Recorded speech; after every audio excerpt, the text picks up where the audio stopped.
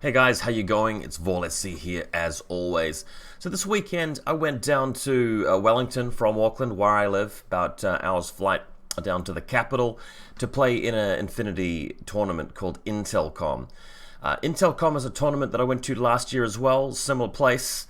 And I'm not too sure if you guys remember from a year ago watching my YouTube channel, but I took Shasvastii for that tournament. I went for 5 games. There is actually a video series on YouTube of last year, 2018, and the run that I made. Came second in that event, running combination of Shishkin and Sphinx in the other list. So check that out. But we're running Shishkin and Shasvastii again for the second year in a row, 2019. Particularly because obviously the new release, Daedalus Falls, has brought out the revamped Shasvastii.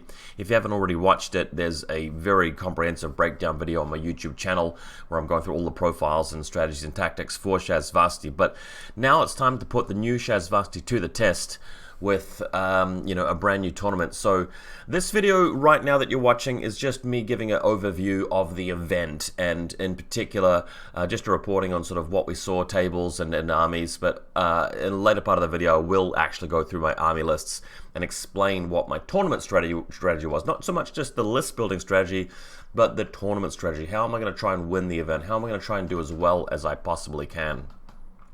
But first, let me just do a little bit of basic reporting on what the experience was like. Had a really good time. Obviously played 5 days, five games over 2 days, I should say. But we all stayed in the accommodation in Kapiti. This was up on the west coast, not so much in Wellington, the city itself, but a town maybe 45 minutes drive north of that. Okay, so Shasvastii, we'll come to the lists in a moment. One interesting thing about this tournament was that for the first time we had one of the Australian guys come over. His name was Chris Fiddick. Very grateful to him because at the last minute he was helping me out with transport, so picking me up from the airport, dropping me off, hanging out in the accommodation. Did get to play him during the weekend, so we'll come to that in one of the games. But that was really cool. It's going to be great to see some more people from Australia come across, because obviously their meta is isolated from ours in a lot of respects, and the things that they deem to be good qualities of units and list building may differ from ours, so we can start to understand that now that we get to play somebody from there a bit more. Alrighty, we had a bunch of sweet prizes. This was I think sponsored by Battle Kiwi, obviously Olivia Perkins, great guy, hanging out with us all weekend. Battle Kiwi, talk about his tables soon. I think Jackal Designs was in there, not 100% sure. Toy Soldier Imports was definitely in there. One of the people that came to play got a free copy of the Daedalus Falls box, which I thought was awesome. Great prize there for that. We had some demo games running, and obviously a whole bunch of prizes that everybody was able to snap up. Had some good times at the pub down the road, obviously on the Saturday. There's me taking some selfies, as always. Just going to run you through quickly a rough idea of some of the participants at this event. So we had one JSA player.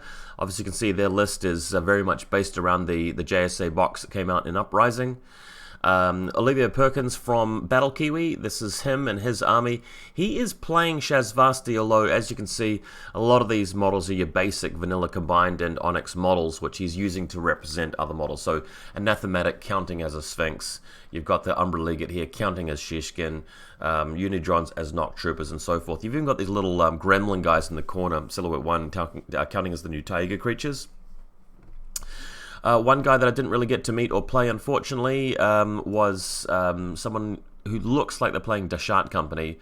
When you look at Saito and the Alpha Seed and the Zuyong, yeah, this is clearly going to be Dashat Company based on the model combination. This is our friend Matt Van Dam playing Vanilla Ariadna. Did get to face him this weekend. He did quite well overall. You may also recognize his army and his models from numerous games that I've had with him back up in Auckland on the regular Tuesday night show. Your boy Vorlesi, of course, rocking some Shishkin, rocking some Shasvastii. We'll talk about the lists in a moment, I promise. Another Ariadna player that you see on my YouTube channel quite a lot, this I believe is Matt Bissell, running the Caledonian Highlanders. He did get a friend to lend him some Galwegians this time, so we're all ready for that. Isaac, who appears on my YouTube channel constantly over the last few years, he was running Vanilla Pan-Oceania rather than than Varuna.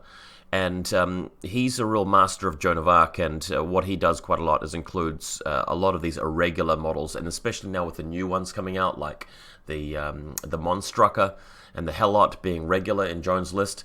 Probably the most eyebrow-raising thing about his tournament run is that he was running one of his lists with Joan of Arc and a Cutter and a Seraph. So you've got 3 extremely expensive models in there, plus a few cheerleaders in the background, Techbee, Warcore, Helot, the really, really cheap guys. But didn't get to run into him this weekend, but he did look pretty scary with his double tag list. We had a Toha player here, so this is not Spiral Core, but actual Toha. I believe this was Ryan's army. Jono, who I play a lot, and you see a lot on my YouTube channel with his Caledonians. He's done a lot of work on the painting for them.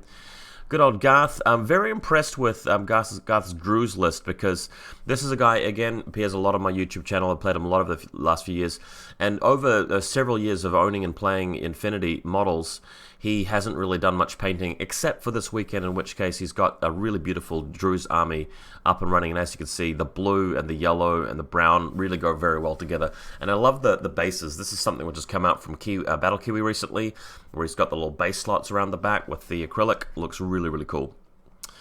One Varuna player who I met but didn't get a chance to play. He was doing very well throughout the tournament. This is a Varuna list. Not pictured as his Cutter, but he's got obviously the Kamau and the Fusilier Link Team and everything, and his model's very, very nicely painted. This was Chris Parkin, who didn't get to play for both days, but he won the reward for Best Painted. You can see why. His Toha army looks really, really good. Very casual player, though. I played him a fair bit back in my War Machine Hordes days, but he was rocking the Toha for one day, and I think there was a fill-in for the other day. So that's a bit of a view of who was there and what factions we're encountering for this event. Just going to give you a brief talk about the tables. Obviously, our little accommodation photo there. Now, there's been a lot of talk about this wonderful, wonderful infiNity table, and for those of you guys who were at the recent tournament, I think in America or something this weekend, there was a table created by our local friend Olivier from Battle Kiwi, and this is an infiNity table that's based around an Aristia board. So as you can see, that middle hexagon is the board which you use to play games of Aristia, but he's built with MDF and acrylic, this massive grandstand around the back, and this entry, follow-in area, I don't know what to call it. And it's an infiNity table, and everybody was just blown away by this table. I was lucky enough to play on it, and you will be lucky enough to see a bat rep of me playing, Shasvastii on it later on. But just really cool details and just wonderful designs on everything. You may notice that playability-wise, this table's a bit awkward, because if you shoot from one grandstand to the other, there's not really much line-of-sight blocking stuff in the middle. But the cool thing is it can be rearranged, so you could put the hexagon in one corner, have the grandstands cutting off the center of the table, and there's quite a lot you can do with it. And this entire thing is purchasable from his website, where you can get the bundle. So another photo of it here from the other side. Just so much detail. He's got all his other, regular Battle Kiwi terrain around the sides. If you look at this police line, do not cross sort of bit, these can be moved to create an objective room in the center, where there's like this laser wall, hollow projected sort of, arena room, which can be used for engineering deck, for example.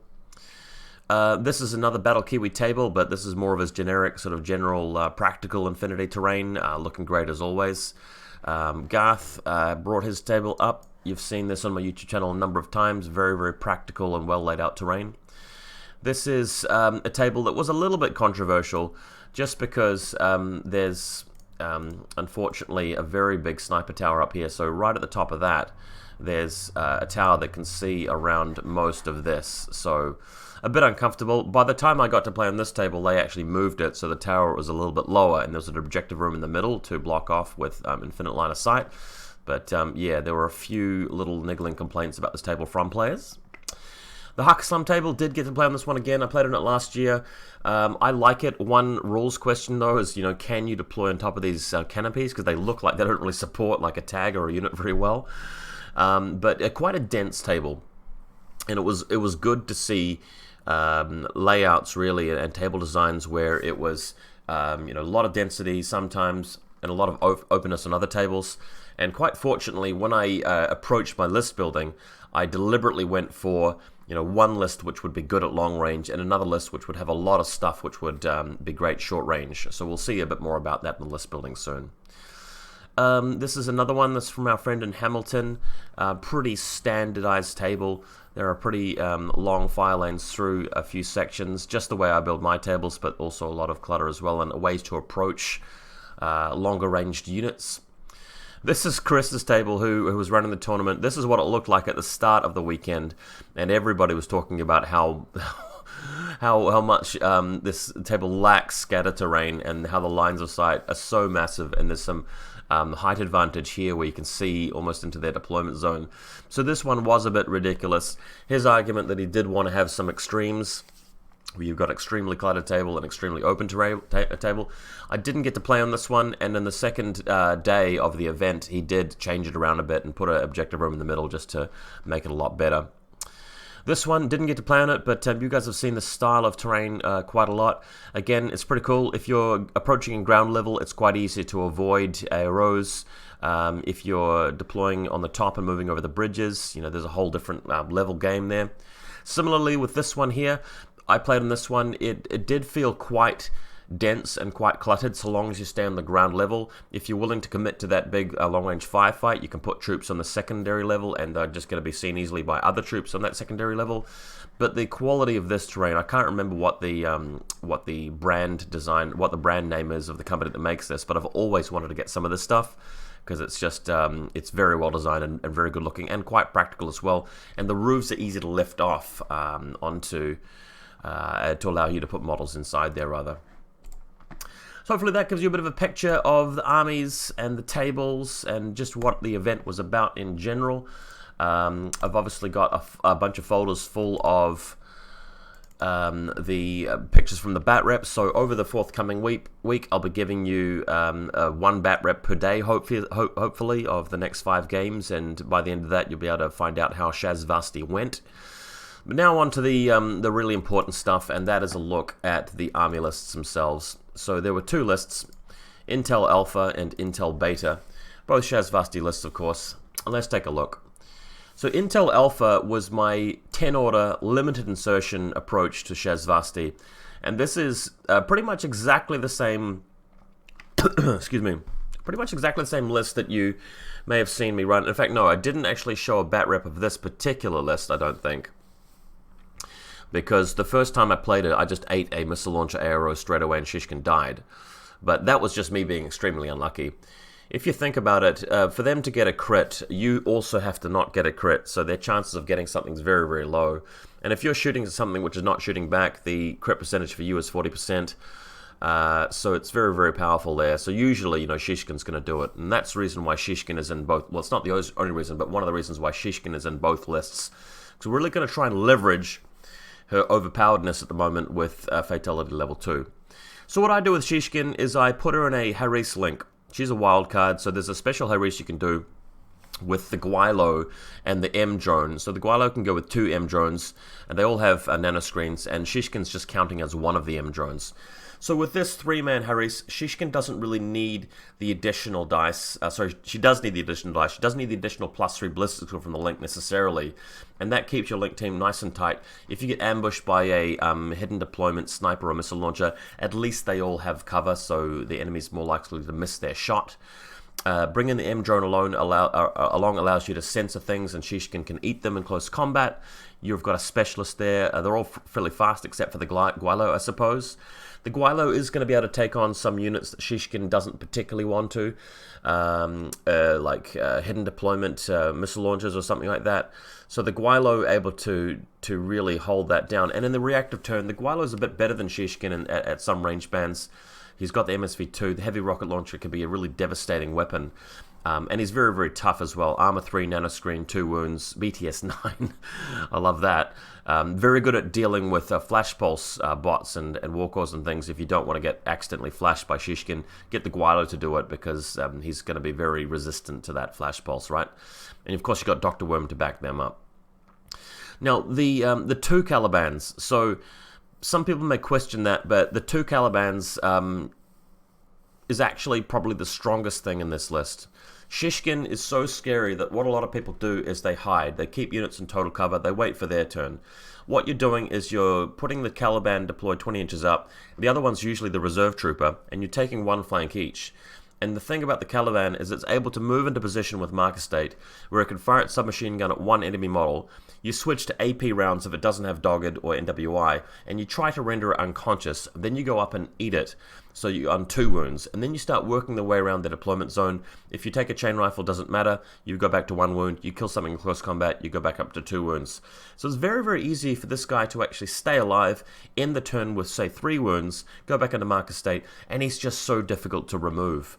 With his arsenal of submachine gun, pulsar discharges, that kind of thing, he has a lot of tools, amazing in close combat, not just for the Protheon level 1 for +3 to 26, but the surprise attack as well. And that's why I take 2 of them. The other thing as well is they're both specialists because of chain of command, and with Shishkin doing a lot of shooting as a lieutenant, if you lose her, the chain of command lieutenant just bounces around the table, and you don't really go into loss of lieutenant. For more about this, check out my overall Shasvastii review on YouTube, but these guys, just a solid part of the list. Then you've got the double Noctifers. So this is the list which is quite compact. If you're going first, the Noctifers are in marker state, not hidden deployment, because you need their orders. If you're going second, they're in hidden deployment, ready to surprise the enemy. And this is the list that you'd want to play against factions that don't have MSV2, like Tunguska, like Ariadna, that kind of thing. If it's a long-range table, again, that's where this list really shines, because you hide everything but the Noctifers, and they're there defending for a while, then you move out, and you can really control the table very well. R-Drone, obviously a cheerleader, and Shrouded Hacker with the new EI killer hacking device with Maestro. Just really amazing for not just specialization for pressing buttons, but mines and hacking ability as well. It's a really solid list. In the lead up to playing this tournament, I was really serious about playing OSS. Like, I'd really painted all my models really well. I'd practiced some games. I'd carefully written some lists. And in fact, I'd be kind of keen to show you guys, let me just grab Army 6 for a sec, what I'd come up with for OSS before I go into my my other list. Because for the longest time I was actually going to run them. And the reason why I didn't run OSS is because one of the missions was Capture and Protect, another one was Looting and Sabotaging, and then there was Frontline, and there were a lot of missions where you're moving right out there, and you don't have a lot of immunity to jammers, and also you don't have a lot that can kill the objective in Looting and Sabotaging without being jammered. So after fretting about it for a while, I decided to swap them out, but my OSS list, this appeared in a YouTube bat rep the other day. You got the Dakini link, all the proxies, plenty of cheerleaders, the Dazu's in there as well. And I also had a version of a list that I played recently with the Asura, and instead of taking the Yadu, instead of taking the Rudra with it, it's the Asura plus Shakti plus Yadu. And these guys have veterans, so they can go over there despite the jammers, and they can pick up a Capture and Protect beacon. But when it comes to Looting and Sabotaging, you need to be able to go over there reliably and avoid jammers and blow up the objective anyway. And I wasn't really that keen to do it. Same problem with my Shasvastii lists as well. But with the other lists, you've got a Tencho expert in there who is Veteran 1, and he's a specialist, so he can grab the D-charges, so I quite liked that. So I guess it's fairly similar to what I would have run with OSS here. But after thinking about it for a while, I started to get nightmares about situations where I'd just need a little bit more power. Using Shishkin, I'd need a bigger list.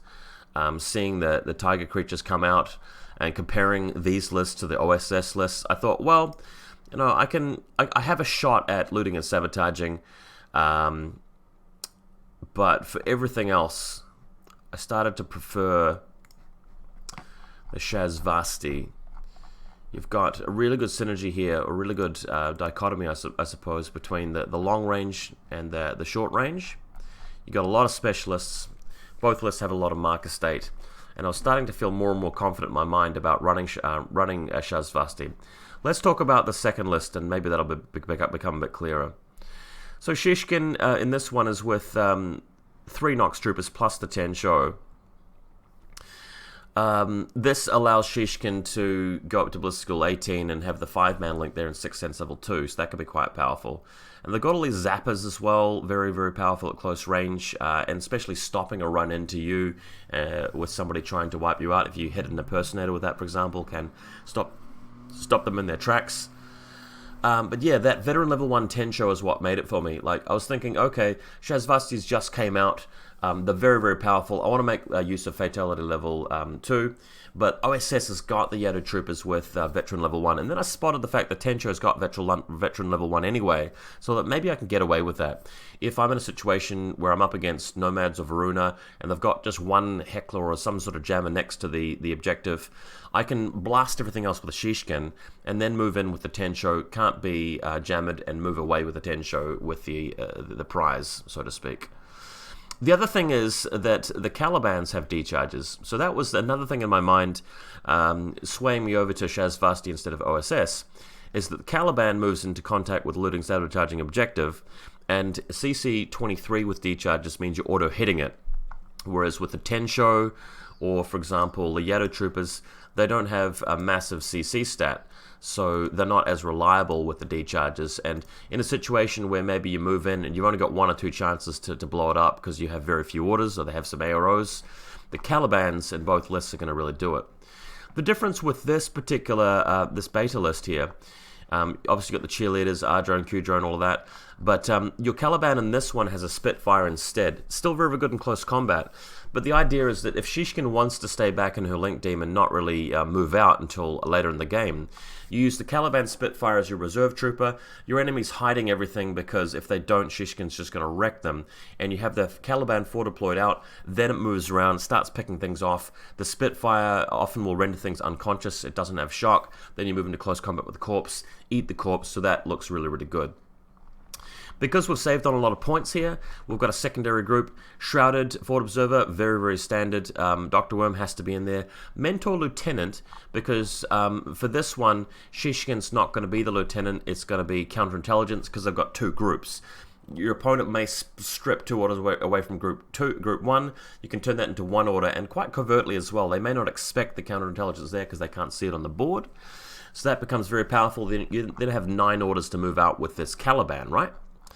The other thing is that one of the missions is Decapitation, which unfortunately is a bit of an annoying mission, and potentially I can run this list for Decapitation, and the Mentor Lieutenant is almost impossible to kill because he's at the back of your deployment zone in Marcus State. So that's one of the other reasons why. Going back to OSS, you've got a Shura Lieutenant who is killable, and a Shukra who is quite tough, but he's not in Marcus State at the back. So compare that with what you can do with Shasvastii, and you get a bit of a better list for that scenario. Then of course the 3 Tiger creatures, and they're partly there because I know that I will come onto some tables where it's just extremely dense. You want to be able to move the Tiger creatures in there around corners, berserking people, and really crushing them that way. Coming back to the games really quickly, so first game is Frontline. So for that, I'm going to need a list that is going to be very aggressive and do a lot of damage, because I may not get second turn. If I do get second turn, there's a lot of tools I have, maybe the Tiger creatures or the Noctivus in the other list, to stall people for a while, wait out, and then move into the middle zones, eat people with the Calibans, and win that way. If I'm relegated to taking first turn, I've got lists which can rush across the board with Shishkin and mow everybody down, eat corpses, and win the game that way just by pure 3 turns of full-on aggression. So I'm feeling confident with the list doing that. Game number 2 is going to be a game of capture and protect, and that's going to be the tough one. I'm going to try and gain a lead in attrition, and then in the last turn move out with the Tencho expert or a marker or something, and try and lift and smash and grab that objective before getting jammered. But it's going to be a lot of fighting before I do that. I don't want to go over there in the first turn, because most armies will have tricks against that.